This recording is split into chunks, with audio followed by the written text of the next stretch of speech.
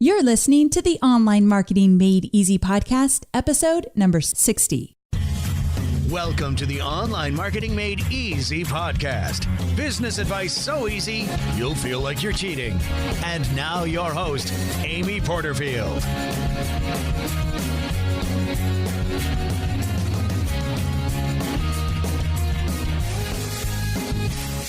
Hey there, Amy Porterfield here, and welcome to another episode of the Online Marketing Made Easy podcast. As always, I am thrilled that you're here with me today. Now, today we are talking about my number 2 favorite topic when we are talking about growing an online business. Can you guess what my number 1 topic is? Can you guess? Well, if you said Facebook or Facebook ads, that's actually not right. What it is growing an email list. But because I teach Facebook and Facebook ads to help you grow your email list, you were pretty close. So you get a gold star too. But list building is my favorite topic to talk about. And throughout all of the programs I sell, I teach a lot of list building. But the thing is, copywriting is a close number 2, and one day it might just even beat out number 1. The reason being is, once you have a list, if you don't know how to write great copy, well, then you're in trouble. And I'll tell you that sometimes people feel very stressed about the copy. Like, now I got to sit down and write sales copy for my sales page or for my sales video or for my emails. And that's a very overwhelming feeling, almost like inadequate. Like you just aren't good enough. You don't know how to write copy. And the reason I tell you that you might feel that way is because I have definitely felt that way. I've struggled with copy for a long time. Lately, over the last year or two, I feel like I've mastered it. I feel like I've gotten really good for my audience at copy. So the reason for that, though, is because I became a student of copy. And I'll talk about that a little bit later. But the thing is, copy is so very valuable, and it doesn't have to be such a stressor.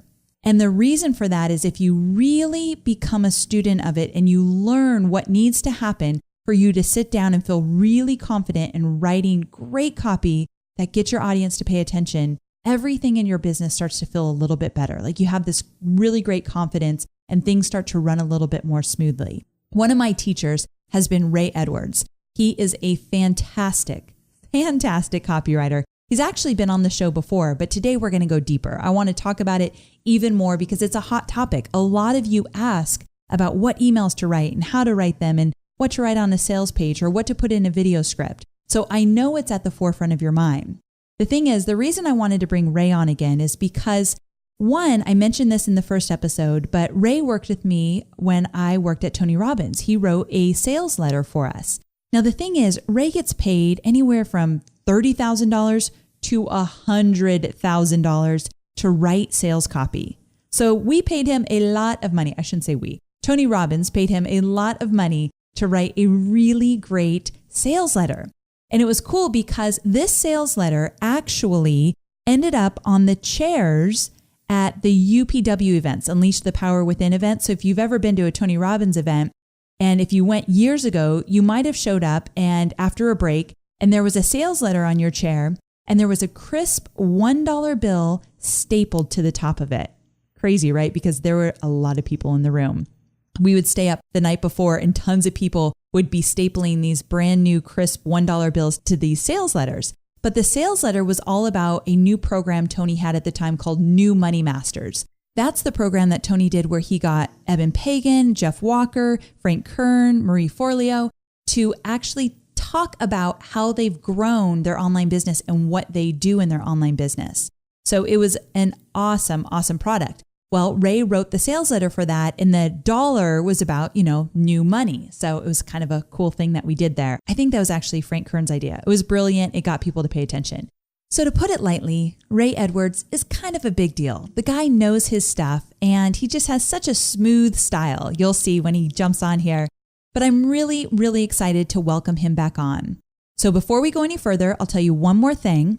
This episode is brought to you by Lead Pages. Now, because list building is my number 1 favorite topic, of course I would be obsessed with a list building tool, and that is Lead Pages. I recently recorded a brand new webinar. So it used to be a mini training about Lead Pages. I've replaced it with a webinar of how to use Lead Pages, literally some step-by-step in there, and also a bunch of examples of ways to grow your email list with this tool. So if you want to check out that webinar, just go to amyporterfield.com/new leads. amyporterfield.com/new leads, and you can check out all the details. Okay, so I won't make you wait any longer. Let's go ahead and jump in. Ray Edwards, thanks so much for being with me here today. I really appreciate it. Oh, thank you, Amy. I'm excited to be here with you. Well, first of all, I said in the intro that we go way, way back, but even so, you've been on the show before, and I don't have a lot of repeat guests, but I wanted to have you on again because copywriting is a hot topic with my audience, and everybody's looking for a way to get better, and they have questions about it, and it's just, quite honestly, it's a tough topic sometimes. And I know that I've struggled with it and have actually gotten better and better over the years, but I think it's something that takes time. So thanks so much for coming on the show because this is one of my favorite topics and I really am glad you are the guy that's talking about it. So thanks again. Oh, well, you're so welcome. And I would like to say you are an outstanding copywriter. Wow. Coming from you, that means the world to me. Thank you. I read your copy and I just think, wow, you really get this. You understand it. So you do a great job. Wow. Thank you. And one thing that I've been doing, and I know we'll probably talk about this, is that I'm really trying to understand my audience more and more. And the more I get them, the easier this all becomes. I'm sure you've had that experience. Yes. Yeah. Yes. So that's the big secret. It is. And it's tough to really get to know your audience, and you've got to be, get in there for a while and really take the time. But anyway, we'll get to all that. First, I want to start at the very, very top. And I want you to explain to us what is copywriting and why is it so important for us to really understand what it's all about? Well, funny story. I was doing a workshop. We had about 100 people in San Diego last year.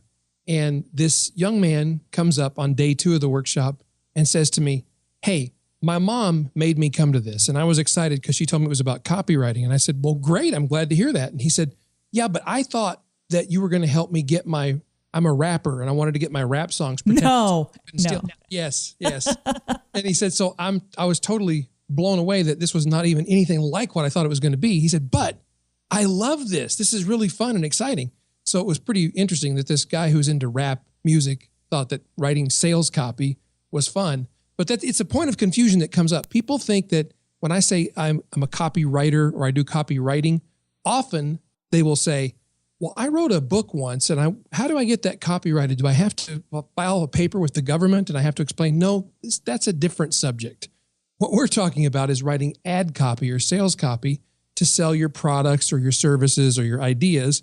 And nowadays it's easier for me because I can say, "Have you ever watched the show Mad Men?" "Well, yes, I have." "Well, they write copy." "Oh, I get it. I understand. You write the stuff that sells products and services." Yes, exactly. Oh, that's good. I'm a huge fan of Mad Men. So anytime you bring that up, my ears perk up. So yeah, now you've got a great way to segue into it when people want to know. But I think that it is confusing. And a lot of the time when I was first starting out, it was just a weird word to me. Like, how is it different than writing? And so if someone were to say, well, if I need to write an ebook, that's not copywriting. Yes or no? I would say yes. Okay, good. So, but you're not necessarily selling something in the ebook, at least maybe at the end, but let's say like the meat of that ebook. Why is that copywriting versus creative writing? Well, there's 2 levels that I think about this on. The first level is there's sales copywriting, which is where we write the copy that is on the sales page where we ask people to press a button and buy something from us. And that's definitely copywriting, and people understand that. On the other level, though, I believe that all writing is meant to persuade people either that they can do something or that they should do something. So we're empowering them. We're saying you can be a better person. You can have a better relationship. You can do Facebook advertising. So that's empowering. Or we're trying to be persuasive and we're saying you should be an entrepreneur. You should spend more time with your spouse and it should be quality time. So we're persuading them that they should do something. So even if we're writing a book that is an empowering book, like we both know of this guy named Tony Robbins who has this book called Awaken the Giant Within. Yes. And that book is copy because it's selling people first on the idea that they can awaken the giant that's sleeping inside themselves. And then it sells them on how to do it. Even though it's not specifically selling a product, you're selling an idea. So at that level, I think everything we do is writing copy. Okay, I love it. I love looking at your business as though every time you're writing copy. So that leads me to my next question. So my second question is this. What about those big, long, really hypey sales pages with the big headlines and the red marks and the yellow highlighters, all of that? Talk to me about that. So my friends over at Copy Blogger, Brian Clark and Sonia Simone, they refer to those as the yellow highlighter crowd.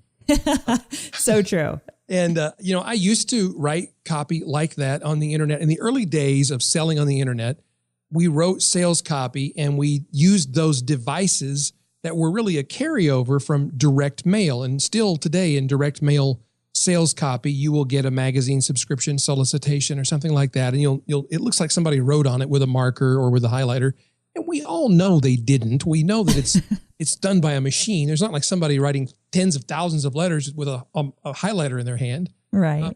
But it made it feel like it had the human touch. Well, on the internet, that really makes no sense at all because nobody put a yellow highlighter on my screen and highlighted a portion of the text.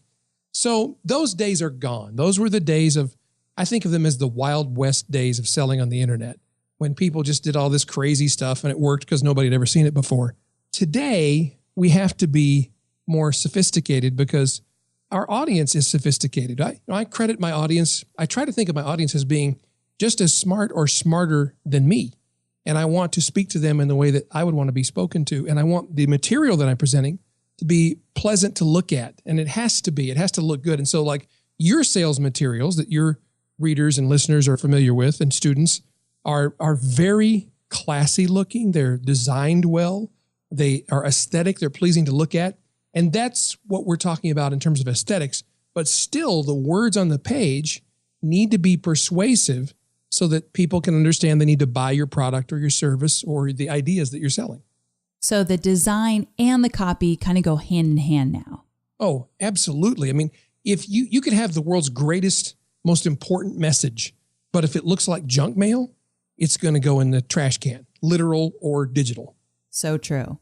So I'm so glad you brought that up because some people, I guess it was probably more years ago, some people would tell me design's not that big of a deal. Don't worry about that. And now you just can't get away with it. So you can't get away with bad design. So I'm glad you brought that up.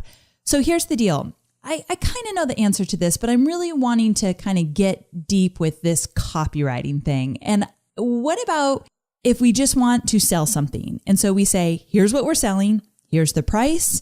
If you want to buy it, buy it. Why do we need so much persuasion with it? Well, we all want to live in that ideal world. Wouldn't it be nice? Yeah, where we could just say, here's the thing that I have. It's wonderful, and buy it, and that people would just buy it.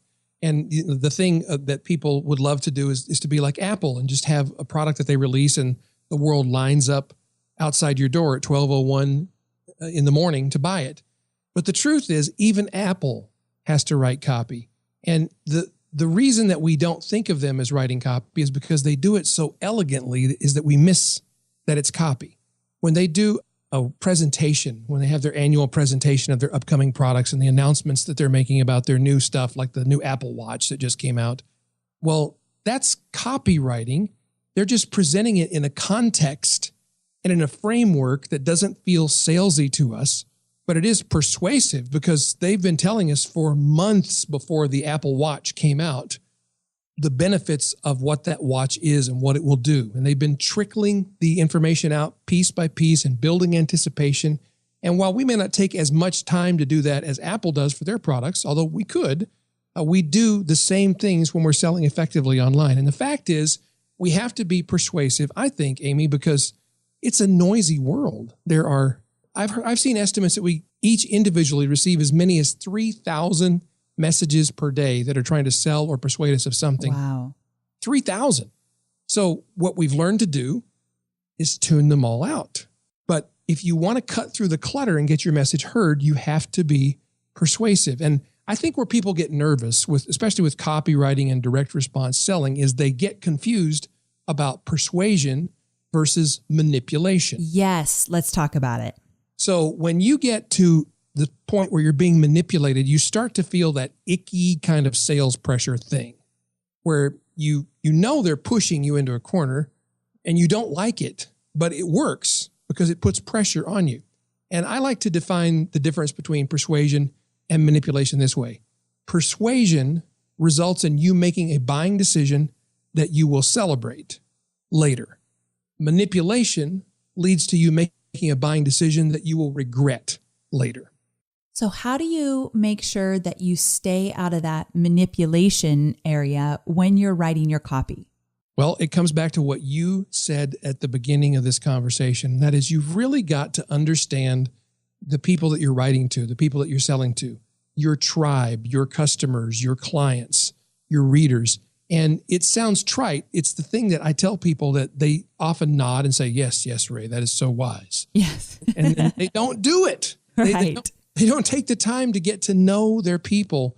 And what getting to know them means is talking to them, spending time with them. You know, I've seen when you speak at an event, you spend time with the people that are there to see you. You talk with them, you laugh, you joke, you listen to what they have to say, you take their feedback, you do it on your Q&A calls, and you're getting to know them and listening. I know you are listening to what they are talking about, what they are saying, the language that they use. And so when you sit down to write your sales copy, when you're going to say, here's the thing I have, please buy it from me, you're writing it not from your perspective, because as the seller or the producer of the product, my perspective is, I made this thing, I want you to buy it so I can make a lot of money. Well, that has zero value for the person on the other end of the communication. Yes. It really does. They may like you, they may think you're a neat person, but what they're interested in is, I have a pain and I would like relief from my pain. Maybe my pain is I need more clients to come to my website, so I need to learn how to make Facebook ads that produce results. That's my pain. So when you think of the problem that you're solving and you write about it from the perspective of the person who has the problem, and you can describe their pain, someone once said that the more accurately you can describe the pain of the person you're selling to, the more they feel as though you automatically have the solution to the problem. Ooh, say that one more time. So the more accurately you can describe the pain of the person you're selling to, the more they feel automatically that you have the solution to the problem. That's good stuff. That's knowing your audience. And yes. Have you ever read the book? I mentioned this in another podcast I did, but called Great Leads. You heard of that book? Oh, yes. I love that It's book. good, right? Yes, it's really fantastic. Okay, in full disclosure, I picked up the book. Derek Halpern suggested it to me, and I thought it was about getting leads, growing your email list. I'm like, great, this is awesome. But it's not. I said this in another podcast, but I felt like I kind of got it wrong. Explain what a lead is, kind of in your world. It's how you begin writing the sales copy. It's how you open up the copy that draws the reader into the story of the sale that you're about to make them. And so there's different ways you can lead into your copy. You can lead with a story. You can lead with a presentation of market facts. Like I could start, if I was going to sell a product based about how to have better advertising, I could say, you live in a world where the average person is inundated with 3,583 messages per day based on data from the U.S. Advertising Bureau or some other place that I drew the information from. So that would be a market data lead. And it's just how you start the sales presentation or the copy. And it makes such a difference. Yes, it makes a complete difference, because really, if you don't grab their attention in the lead, they're never going to read the rest of the copy. Yes. I learned a lot from that book. And based on, I've always learned from you. So taking from what you've shown me and what you've taught me about copywriting, and then reading this book, kind of all came to light like, okay, yes, I see it in action, because they give tons of examples in the book. But what made me just think of that is getting back to what you were saying. And they were talking about in the book that if you get them at an emotional place, like you understand them, kind of like what you're saying, if they feel like you understand their pain and whatever it is, the selling part is the easy part. Absolutely. And that to me is so refreshing, because I don't particularly love to sell. I mean, I love to sell my programs because I think that they make an impact for people. But, we all get in, and I know we're going to talk about it in a moment, because I'm going to kind of lead you there, because we get into this thing where I don't want to be too salesy or too spammy or anything like that. And so if I'm just writing about their emotions and meeting them where they're at, that's the kind of stuff I love. Because you're right, the selling just comes really easy at that point. Well, there's plenty of brain science that tells us that almost all, if not all, of our decisions are made emotionally. Yes. And all the rationale that we come up with is to support the emotional decision we've already made. And I think this is one of the greatest, most encouraging things about being an entrepreneur or a business owner today. Because, Amy, when people come to your site, they arrive at your website or at your webinar or at your Facebook page already emotionally attached to the idea that Amy has the answer to my problem. Amy has the solution. They're on your side. You're not in a contest with your readers or your prospects. I don't even like calling them prospects. I like to call them potential partners. Nice. Because they're coming to you hoping, praying that you have the solution to their problem. So they're on your side. And it's up to us to mess that up. If we get all pushy and we're not thinking about their best interest, then that's what throws the whole communication off. But if you can just support the emotions that they're feeling and you can do it with integrity, you really do have the solution, then you don't really ever have to sell hard or even push to sell. You just give the persuasive story of why what you have is going to help them, and they'll make a buying decision. So true. So well said. I love listening to every word you say, Ray. It just kind of comes out of your mouth so easily. It's so perfect. So with that, how do we put this all into action? How do we let it make a difference for what we're doing in our business? Well, the first thing that comes to mind that could be the most effective for anybody listening right now would be when you write emails. Yes, I was hoping you'd bring that up. And what we forget about writing emails is about the person on the other end of the email. We think we're sending a message to our list and we're going to, that's going to result in people signing up for a webinar or buying something. But think about how you yourself process email. When you sit down in front of your computer or you pop open your phone and look at your email, there's a bunch of emails that you skip automatically or that you automatically delete. And those are the ones that you know are salesy or that are junk mail or that you'll look at later, you tell yourself and you never do. But then there are other emails that you read automatically. You open them. Yes. And some of those are from people we call friends. And so I have this brilliant theory that we should write emails to our prospective partners as if they were our friends. And, friends don't send an email that looks like a coupon cut out of a magazine to another friend. Good point. Right? We don't send... If I send an email to my friend Amy, it doesn't look like an ad. It looks like an email to my friend Amy. Yes. And so that is just putting yourself in the state of the person who's receiving your email. What are they going to be receptive to? And you might be talking about something that's very business related, very commercially related, like Facebook advertising or copywriting or paid advertising or any of the things that your listeners might be interested in receiving emails about, but they open your emails, I'm sure, because your emails are very personable. They don't look like ads. And the first thing I like to do is tell people, look at the subject lines from the emails that you open from your friends and tell me what they look like. Chances are they're not all capitalized. The first letter of every word is not capitalized. Chances are it doesn't say 24 hours only or sale or have some weird word in brackets in all caps. That's not how friends send email to friends. Often an email from a friend may say something as simple as, take a look at this, or you're not going to believe this, or this is crazy. Yes. And so those are 3 examples of email subject lines that will get people to open the email because it looks like a real email from a real person. Now, if they open the email and it looks like a coupon or an ad, then they're going to feel tricked, and that's not in your best interest either. So you've got to make the content of the email consistent with the subject line, and you've got to let it continue to look like a real email. That's why I love the way you format your emails, because they just look like a plain email that I would get from a friend or from an acquaintance. They don't have a lot of fancy graphics and borders and flashing video things. And I was going to ask you about that. How do you feel about people having like the header, but it's a graphic? I don't do that, but I know some people do. So they're probably thinking like, well, is that deterring people from reading my emails when they open it up? I think it does. Yeah, I do too.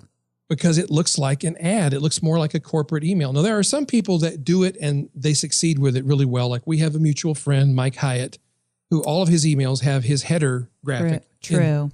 Well, he's been doing that from the very beginning since he's been sending emails. So I feel that he's sort of trained his readers to know I'm sending you high quality stuff and it always looks like this.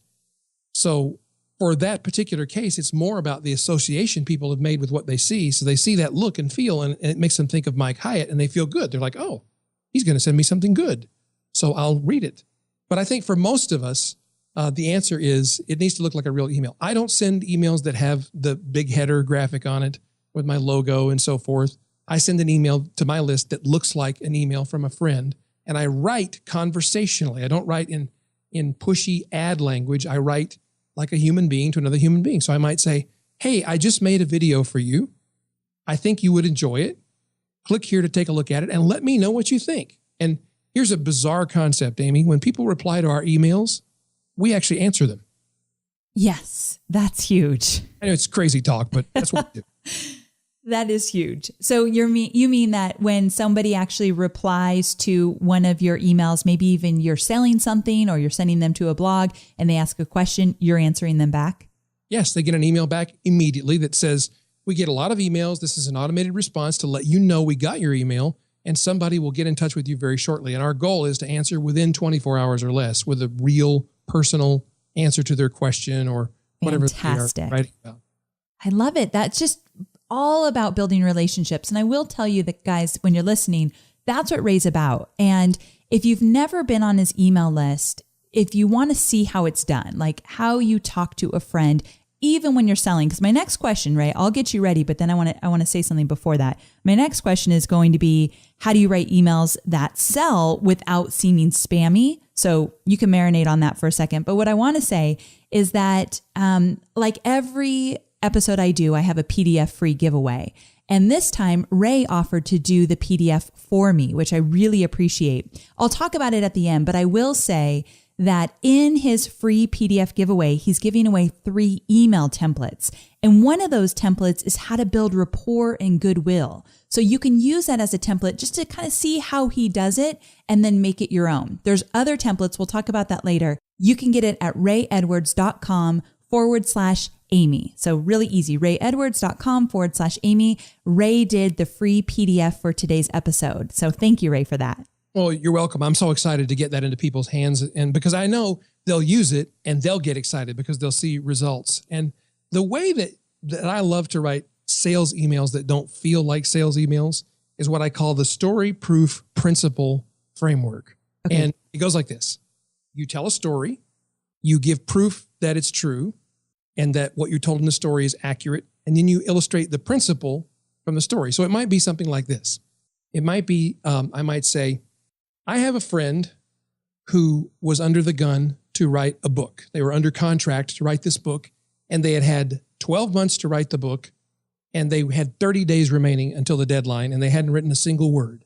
So we got on the phone, and I walked them through a process of making an outline for their book and told them exactly how they could build out the outline, dictate the book in audio, have it transcribed, and edit the material and have the manuscript finished within less than a week. So my friend took my advice. They did the work. They had their first draft done within a single week. 2 weeks later, they had their final draft turned in a week early ahead of their deadline, and the deal was done. Their book is published, and they live happily ever after. That's the story. The principle in the email, I would say the principle behind this is the idea that if you have a system and enough motivation to get something done, it's possible to actually do it. And we have so many opportunities in our life to procrastinate, and we get under pressure, and we've all done it, but we're able to get things done much more rapidly. So the next time you find yourself backed into a corner with time, with a deadline, with pressure to get something done, just remember what happened with my friend in the book. Break down the pieces of the task, make it systematic, get motivated, do the work, and you can get the thing done in the short amount of time that you have left before your deadline. So that's a rough story, but I might tell that story. And then at the end of the story, after I've given the proof, I've illustrated the principle, I might say, by the way, if you're interested in writing a book in 30 days or less, we have a program that teaches you how to do exactly that. That's how I knew what to tell my friend. Click here to learn more about that. Till next week, this is your friend, Ray Edwards. Have a great one. Fantastic.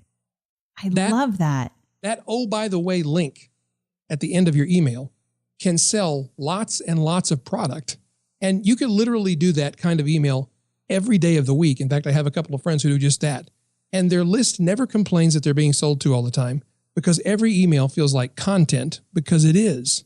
But the story creates a desire in the mind and heart of the buyer to make the purchase. It's like one of the greatest advertising campaigns ever done for naval aviation. Yeah. Was a movie called Top Gun.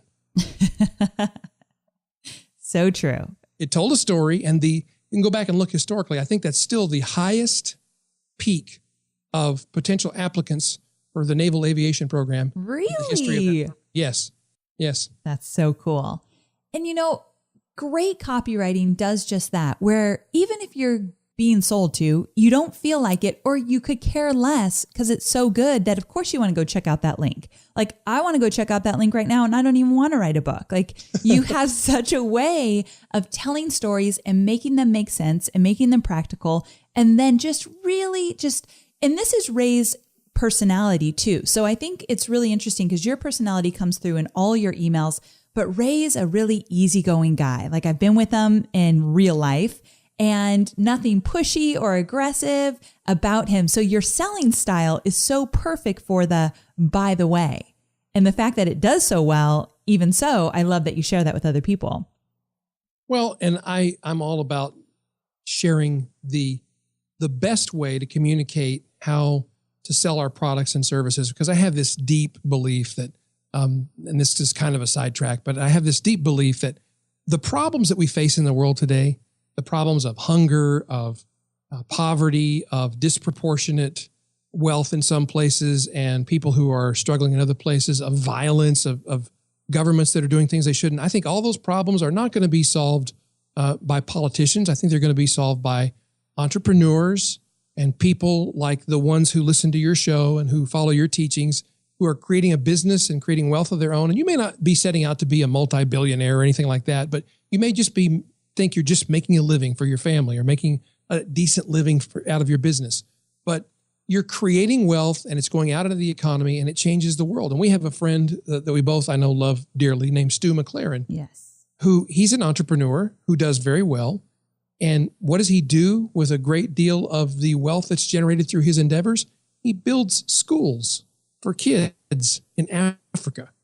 And that's why I love talking about this stuff. That's why I'm passionate about helping people sell their products, their ideas, their services, because that's how we're going to change the world for the better. So very true. When you have a calling like that, it's pretty dang good to wake up in the morning and do your work, right? Yes. Good stuff. Okay, so I have another question for you as it relates to sales copy. So we talked about sales copy and emails, but do you also write the longer sales copy the same way as your emails, or is there like a different approach? And when I say longer sales copy, like a really long sales page copy. Yes, it's the same principle. You're still meeting people emotionally where they are and showing them that you have a solution to their problem. But I have two quick frameworks that I think would help people think about how to do this. Okay. And so the first one is called the Pasteur Framework.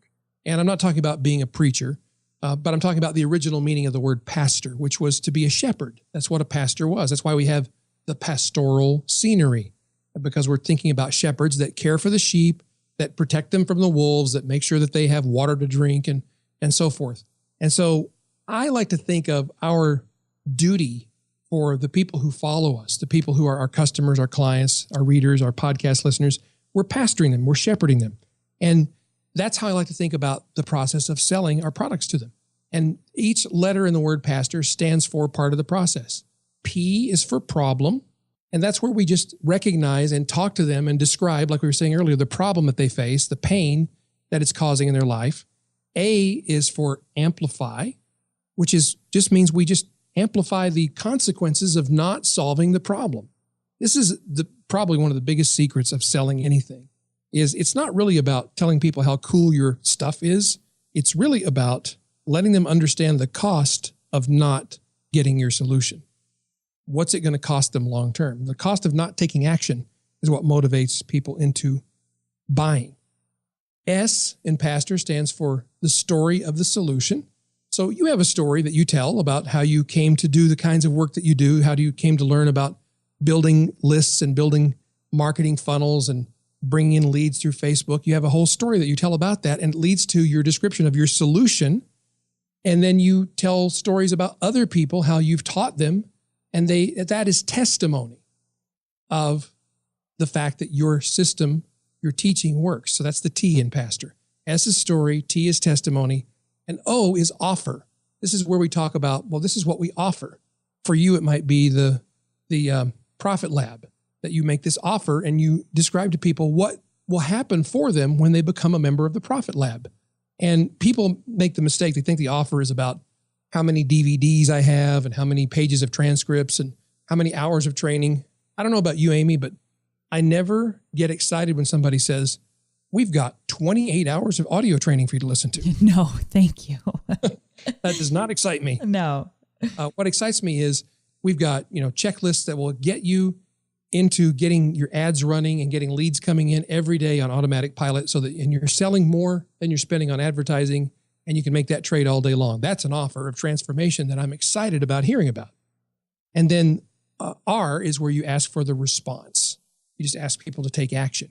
So if you did nothing more, if you took nothing more away from this show than just think Pastor, Pastor, talk about the pain, amplify the ramifications of not solving the problem, tell the story of how you came up with the solution, give testimony of how it works for other people. It's worked for you. It's worked for other people as well. You describe the offer and you ask for a response. You could just take those pieces and write them out in your own language, and you would have a very effective piece of copy. That's the short way I describe what we do when we write long sales copy. Good stuff. I know people are thinking, oh, I've got to get the notes on this. So remember, we transcribe all the shows and I do pretty lengthy blog posts on each of my episodes. So we've got you guys covered. But you also said there's something called a buyer's journey framework. Yes. Is that different? And I guess you said that earlier. People didn't hear you say that. But is that different than what you just explained? Okay, so here's how to think of it. The Pasteur Framework is kind of the broad, overarching framework of how I think about writing copy. And it's born out of that principle of being a shepherd, that you're taking care of people. You're not trying to take advantage of them. You're trying to take care of them and help them. Usually when I shared the Pasteur Framework, here's what would happen. People would say, that's awesome. You told me what to do to write my sales copy. And then eventually I'd get this question: how do I do that? So I realized that we needed a little more clear path. And I'm a big fan of Joseph Campbell's work, who wrote this book called A Hero with 1,000 Faces. And people have probably heard about the hero's journey, yes, which is the description of just pretty much every epic story ever written. Star Wars, Titanic, any of the big, like the Lord of the Rings movies, the big quest movies, especially, it's easy to see this hero's journey. And I think of this as the buyer's journey. And so I'll just go through, there's 12 steps in the buyer's journey and the model that we use, and I'll just briefly describe it. Number one is the existing situation or the pain that the buyer is in. And we've already talked about that in the pastor metaphor.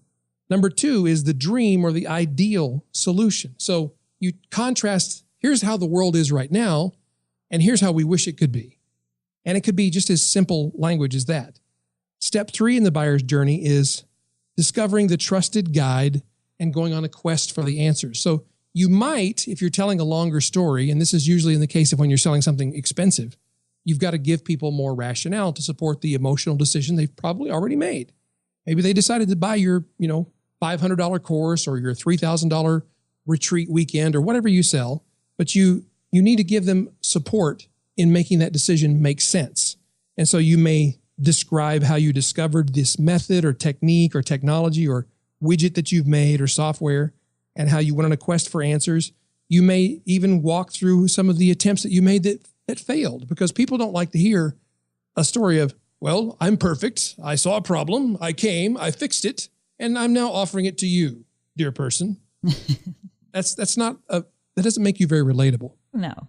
People like to understand that you too have stubbed your toe and made mistakes, and perhaps you're willing to help them bypass those mistakes. Then you present your unique solution, your system, your method, your training, your idea, your book, whatever it is you offer for sale. And this is where we get into something that is a little more familiar to people who've read about ad copy and writing sales copy before. We talk about the features and the benefits of our solution. And the feature, just to make it simple, is that's something a product has.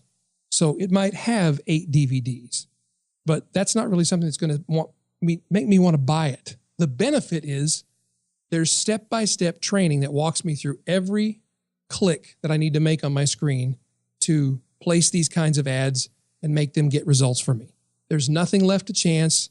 I'll have no questions left when we're done. I'll be finished with the process when I finish with the training. That's a benefit that is a real benefit to me. The offer is step 7 in the buyer's journey, and that's where we describe exactly what transformation we're bringing to people.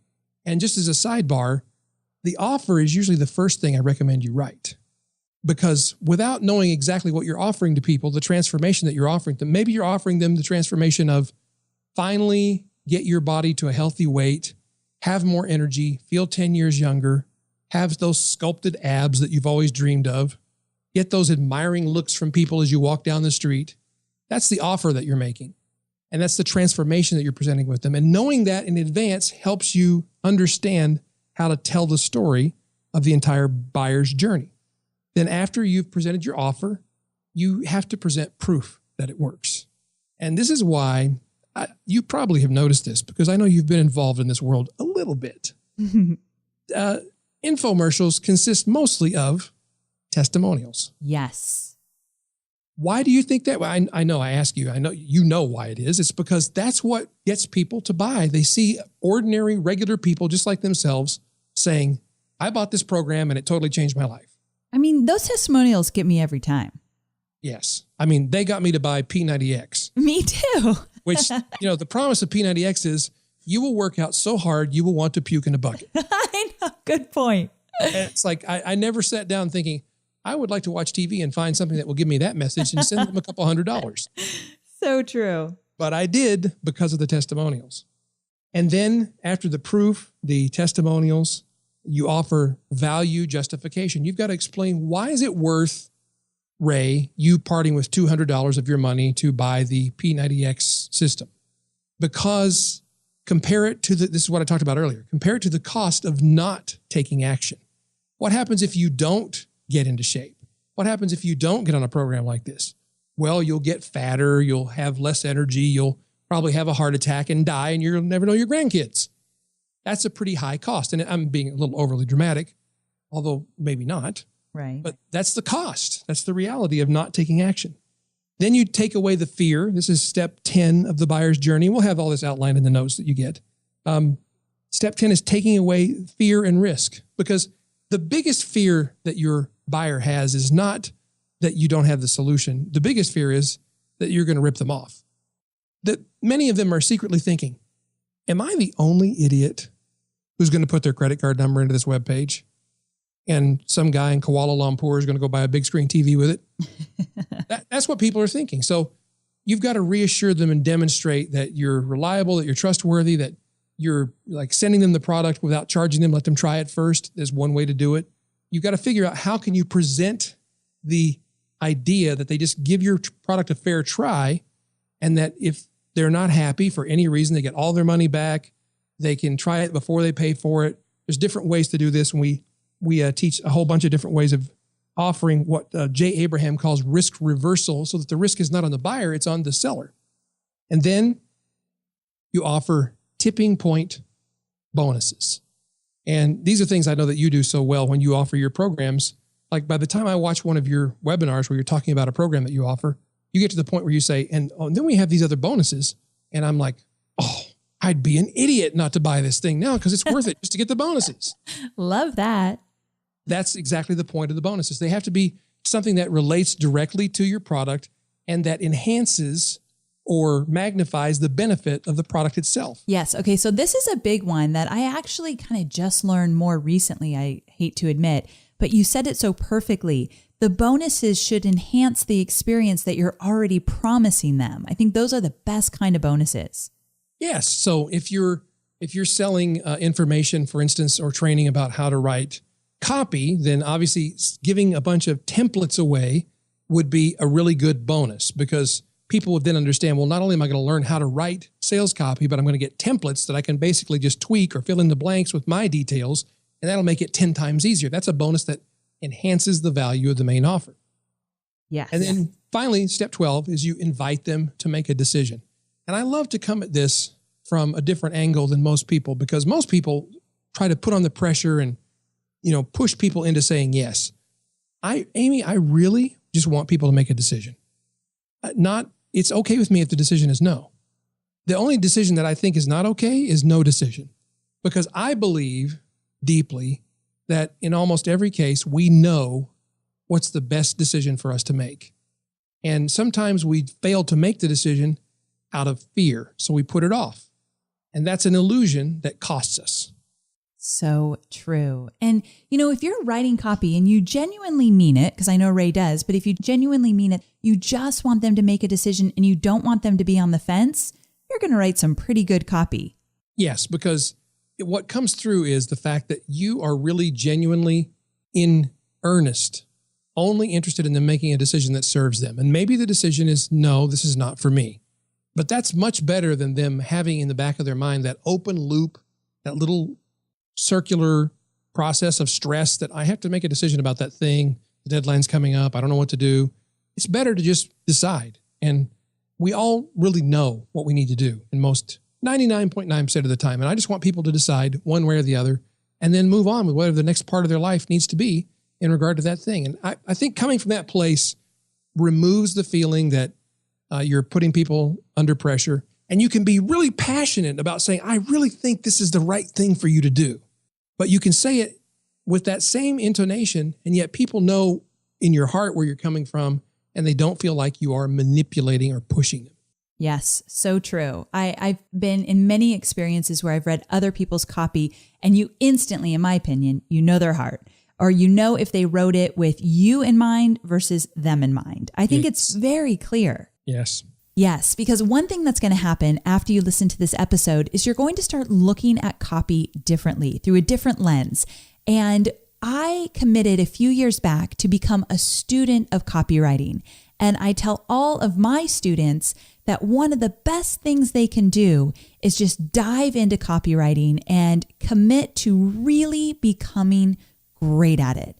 I'm telling you, everything else in your business feels a whole lot easier when you've mastered the copywriting side of business. And so Ray actually has a program all about copywriting. It's brand new. At the time that you're listening to this, if this episode just came out, it's actually not even available. So I want Ray to tell you a little bit about his brand new copywriting program. But then after that, we're going to tell you how to get the free templates we talked about. Free templates and a few other freebies. So don't worry, we've got a freebie for you for sure. So hold on for that. But Ray, tell me a little bit about your brand new program. Thank you for this opportunity. I really appreciate it. It's called the Copywriting Formula, how to write copy that sells without being salesy. Because I'm really on a mission to eliminate stinky sales copy from the internet. And I think that people need to be taught how to communicate the value of what they're selling or offering to people in a way that motivates people to make a decision and does it in a way that's respectful of both sides. And so this course is, first of all, it's succinct. There's 4 modules, and they're very short video lessons in each module that walk you through exactly how to write each piece of your sales copy. So we cover how to write email copy, how to write subject lines, how to write the different kinds of email, how to write sales copy for your sales page, how to write the copy that follows up after people make the sale. This is something that gets bypassed a lot of the time. It gets forgotten, is that you need to send copy after the sale so that people actually use your product and benefit from it.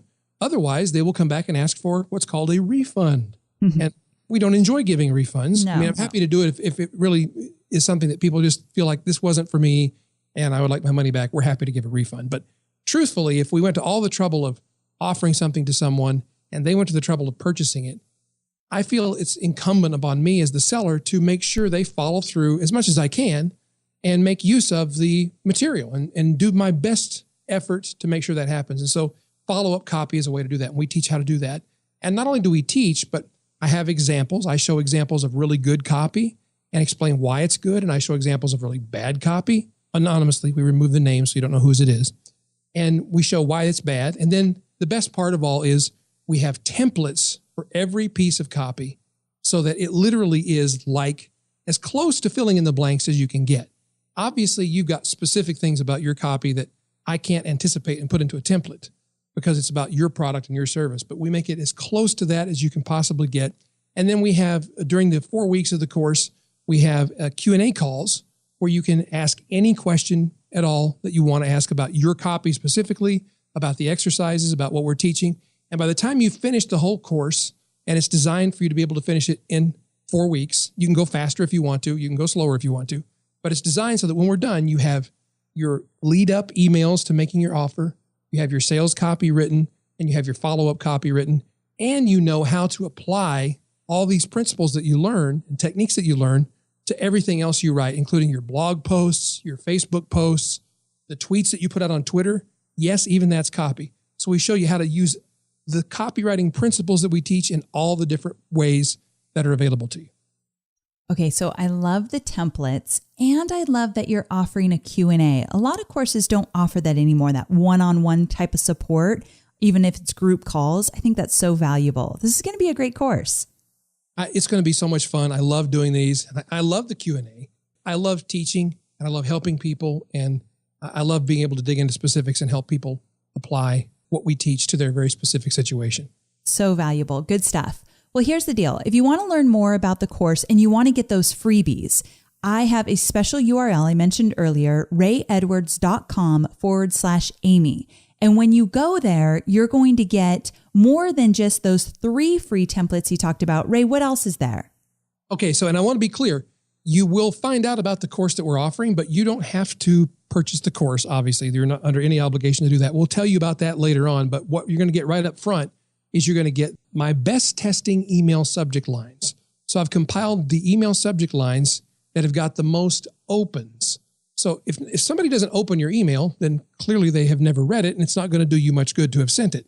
So we study what email subject lines get people to actually open the email and read it. And I've just taken this list of subject lines that I've written for my own list and for the list of many of my clients. So this really is representative of millions of emails that have been sent.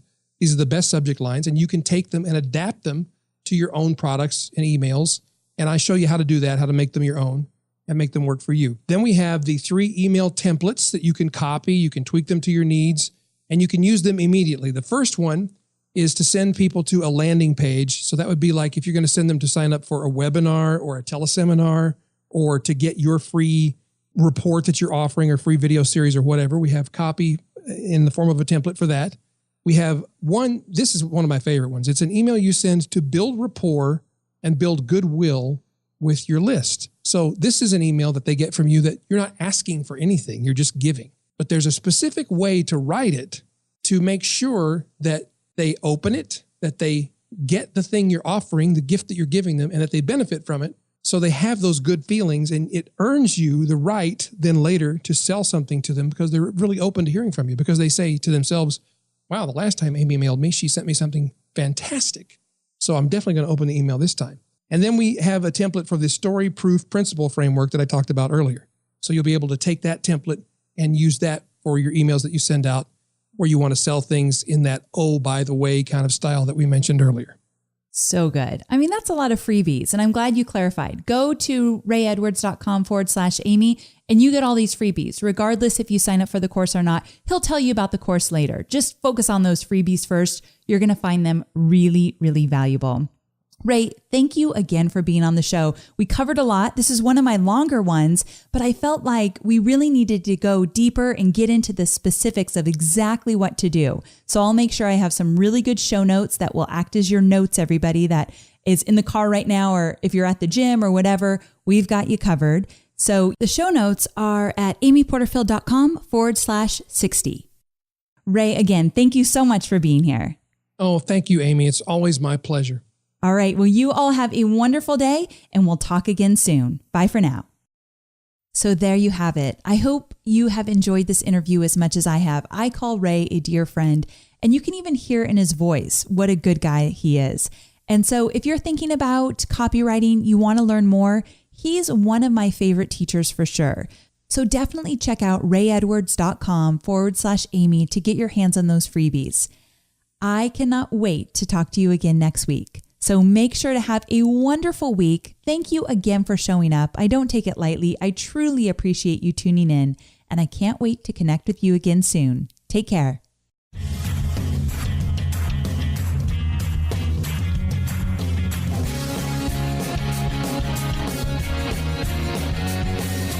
Thanks for listening to the Online Marketing Made Easy podcast at www.amyporterfield.com.